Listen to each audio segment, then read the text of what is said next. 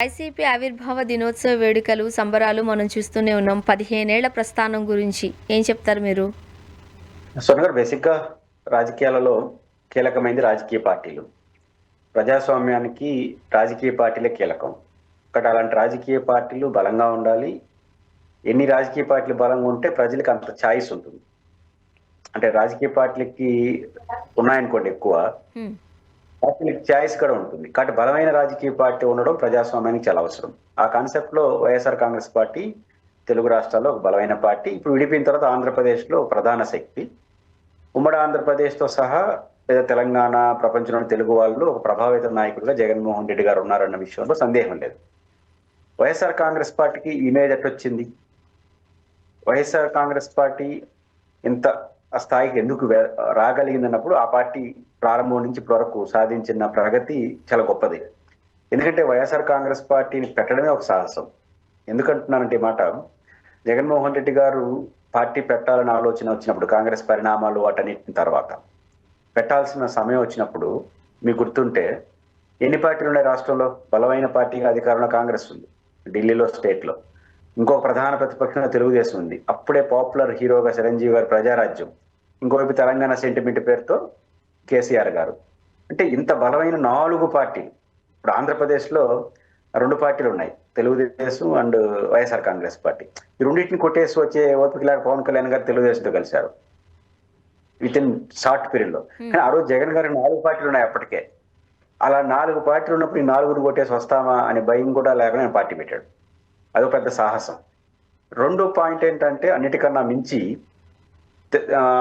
ఉమ్మడి ఆంధ్రప్రదేశ్లో ఉన్నప్పుడే ఆయన పార్టీ పెట్టక ముందుగానే అరెస్ట్ అయ్యాడు. 16 నెలలు జైల్లో. ఆ 16 నెలలు జైలు ఉన్నప్పుడే ఎలక్షన్స్, 18 ఉప ఎన్నికలు, దాంట్లో 17 గెలిచాడు జైల్లో ఉంటూ. ఆ సందర్భంగా హరీష్ రావు గారు చేసిన వ్యాఖ్య, పరకాలలో ఒకే ఒక చోట టిఆర్ఎస్ గెలిచింది ఆ రోజు. ఆయన అన్న మాట ఏంటంటే, అందరూ మీలాంటి జర్నలిస్టులు ఇంత చాలా స్వల్ప మెజార్టీతో మీరు గెలిచారు కదంటే, అసలు రాష్ట్రంలో ఫ్యాన్ గాలికి తట్టుకొని గెలవడమే ఎక్కువ అన్నాడు. అంటే ఫ్యాన్ గాలి అంటే ఆ రేంజ్ లో జగన్మోహన్ రెడ్డి గారు ఇన్ఫ్లుయెన్స్ చేయగలిగాడు జైల్లో ఉండి. కాబట్టి జగన్మోహన్ రెడ్డి గారు మొదటి నుంచి కూడా ఒక మొండితనం, ఒక పట్టుదల, సాధించాలనేటువంటి ఒక క్యారెక్టర్. అంటే సమయం ఎంతైనా పర్వాలేదు. ఉదాహరణకు ప్రాంతీయ పార్టీలు ఏదైనా ఒక రాజకీయ పార్టీ పెడితే ఆ షార్ట్ పీరియడ్ లో ఆ పార్టీ గెలిస్తేనే మనుగడ ఉంటుంది, లేకపోతే ఆ పార్టీ పని అయిపోతుంది, ఏ పార్టీ అని తీసుకొని. కానీ జగన్ గారు 10 ఏళ్ళ తర్వాత అధికారంలోకి వచ్చినాడు. మధ్యలో ఒకసారి ఓడిపోయాడు 2014లో. అయినా కూడా ఎక్కడ కూడా కొడితే ముఖ్యమంత్రి పీఠమే కొట్టాలి, ఎప్పుడు కొడతాం, ఎప్పుడు కొడితే అప్పుడు. ఈ పద్ధతిని జగన్ గారు ఎంచుకోవడం ఒక సాహసం. దాని వెనకాల అంతమంది పార్టీ క్యాడర్లు తిరగడం ఒక సాహసం. రాజశేఖర రెడ్డి గారి లెగసీ, ఇవన్నీ కూడా జగన్మోహన్ రెడ్డి గారు ఒక పట్టుదలతో చేసిన వల్ల ఒక మొండితనం. ఆ మొండితనం ద్వారా వచ్చినటువంటి ఇమేజ్. రెండోది, ప్రతి సందర్భంలో విశ్వసనీయత, మాట తప్పకూడదు అని దాన్నే పట్టుకోవడం. రాజశేఖర రెడ్డి గారు ఆశయాల కోసం పార్టీ పెడతాను. ఆ రోజు ఢిల్లీలో కాంగ్రెస్ పార్టీ ఉన్న ఆ రోజు అందరిలో చర్చ జరిగింది, ఈయన కానీ గొడవ పెట్టుకుంటే కేంద్ర మంత్రి అయి ఉంటాడేమో, భవిష్యత్తులో ముఖ్యమంత్రి అయి ఉంటాడేమో అని తెలిసినా కూడా ఆయన ఆవిడను వదులుకొని చేయడం. ఇవన్నీ ఖచ్చితంగా ఆయన్ని ఒక మంచి లీడర్గా ఎదగడానికి దారి తీసింది. ఆ రకంగా పార్టీ పుట్టుక అనేది ఒక కారణమైంది. ఆ తర్వాత విడిపోయింది రాష్ట్రం. రాష్ట్రంలో ప్రతిపక్ష నాయకుడు ఉన్నాడు, ముఖ్యమంత్రి ఉన్నాడు. జగన్మోహన్ రెడ్డి గారిలో ఒక కోణం బాగా ఎక్స్పోజ్ అయింది. అదేంటంటే మొండోడు, గట్టిగా నిలబడతాడు, మాట తప్పడు, ఇవి ఉన్నాయి. కానీ విజనరీ కాదు, అంటే పరిపాలన తెలియదు, లేదా విజనరీ కాదు అనేది చర్చ నడుస్తుంది.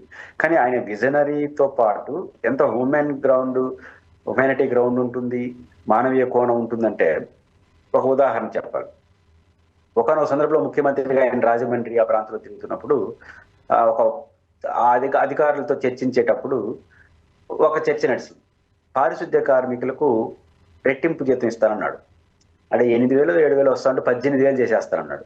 అధికారులందరూ వచ్చి ఒకేసారి అంత డబ్బులు పెంచేస్తే లక్షలాది మంది రాష్ట్రంలో ఉన్నారు, ఎట్లా ఇస్తాము, డబ్బులు లేవన్నప్పుడు ఆయన అన్న మాట చాలా విలువైన మాట. బానే ఉంది, మనలో ఎవరికైనా 1,00,000 రూపాయల జీతం ఇచ్చినా ఆ పారిశుద్ధ్య కార్మికులు చేసే పని చేస్తామా అని అన్నాడు. అక్కడ ఉన్న వాళ్ళు, నాతో సహా ఆఫీసర్లు, మీరు ఎవరైనా సరే 1,00,000 రూపాయలు ఇచ్చినా వాళ్ళకి 10,000 లోపిస్తున్నాం. అట్ట ఆలోచించండి. అంటే అదే మనిషి. ఇప్పుడు అభివృద్ధి అన్న, ఆర్థిక పరిస్థితి అన్న ప్రామాణికం ఏంటి? మనిషే కదా. నేను ఎందుకు చెప్పాను, అరిస్టాటిల్ రాజకీయాల గురించి మాట్లాడుతూ రాజకీయం అంటే అర్థం ఏంటంటే ఉయ్యాల నుంచి కాటి వరకు మనిషి గురించి ఆలోచించేది రాజకీయం అంటాడు.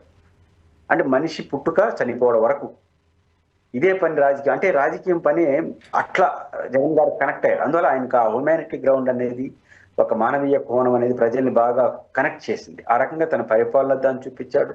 అనేక సందర్భాలు ఇచ్చాడు. మళ్ళీ ఓడిపోయాడు, మళ్ళీ గెలిచాడు, మళ్ళీ ఇప్పుడు ఓడిపోయినాడు. ఆ రకంగా జగన్మోహన్ రెడ్డి గారు ఈ మొత్తం వ్యవహారంలో ఒక సమర్థవంతమైన నాయకుడిగా, విశ్వాసించిన నాయకుడిగా, కాన్ఫిడెన్స్ క్రియేట్ చేసిన నాయకుడిగా, ఇప్పుడు భారీ ఓటమి చెందింది, ఇది 20 months లోనే మళ్ళీ గెలిచిపోతాడని నమ్మకం కలిగించారు. ఖచ్చితంగా ఇది జగన్మోహన్ రెడ్డిలో ఒక పట్టుదల కనిపిస్తుంది. మళ్ళీ గెలిపిస్తానమ్మా. ఆ రకంగా వైఎస్ఆర్ కాంగ్రెస్ పార్టీని మనం చూడొచ్చు.